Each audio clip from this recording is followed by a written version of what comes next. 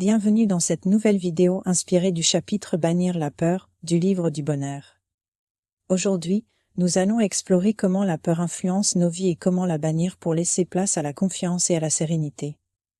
Si tu n'as pas encore visionné les vidéos des chapitres précédents, je t'invite à le faire afin de pouvoir faire les exercices étape par étape. La pensée crée. Nous attirons ce que nous pensons. Par conséquent, nous attirons souvent ce que nous redoutons. Il se peut même que nous attirions nos peurs plus efficacement que nos désirs, car le doute se mêle presque toujours à notre espoir, tandis que nos craintes sont souvent plus puissantes. Il est crucial de bannir la peur à tout prix. Un médecin m'a récemment dit, quand je lui ai demandé si je pouvais rendre visite à une amie atteinte de la scarlatine, « Allez-y, si vous n'avez pas peur ». La peur provoque en nous une débâcle physique et morale, nous rendant vulnérables à toutes les calamités.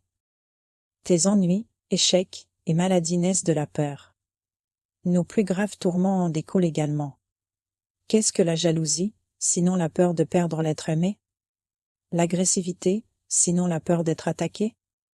Nous vivons constamment dans la crainte, prononçant 100 fois par jour le mot peur. J'ai peur d'être en retard, j'ai peur de déplaire, j'ai peur de rater ceci, de manquer de cela.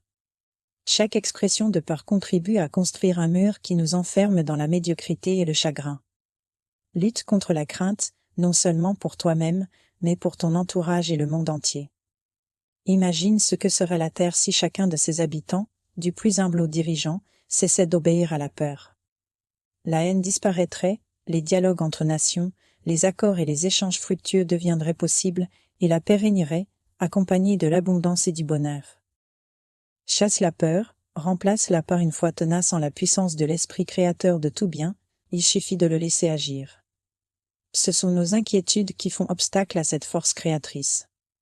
Dans les grandes choses comme dans les petites, ne néglige pas les circonstances minimes, qui sont les plus fréquentes. Par exemple, une jeune femme apprit pendant ses vacances qu'elle ne retrouverait pas son emploi à son retour. Lors d'un appel téléphonique, elle me répondit en riant, « Rien pour l'instant. J'ai besoin de passer des vacances reposantes. Je maintiens mon moral au beau fixe, c'est l'essentiel. Je me mettrai à chercher un emploi dès la rentrée, et il sera excellent. » Et cela se passa ainsi, car elle n'avait pas détruit ses possibilités par l'inquiétude et la peur. Chaque fois que tu es sur le point de dire machinalement « j'ai peur de ceci, j'ai peur de cela », mords-toi la langue et hâte-toi d'affirmer de tout ton cœur, de toute ton âme, de tout ton esprit « je n'ai rien à craindre, l'esprit en moi veille, j'ai tout à espérer ». Merci d'avoir regardé cette vidéo. J'espère que cela t'aidera à reconnaître et à éliminer la peur de ta vie pour embrasser la confiance et la sérénité.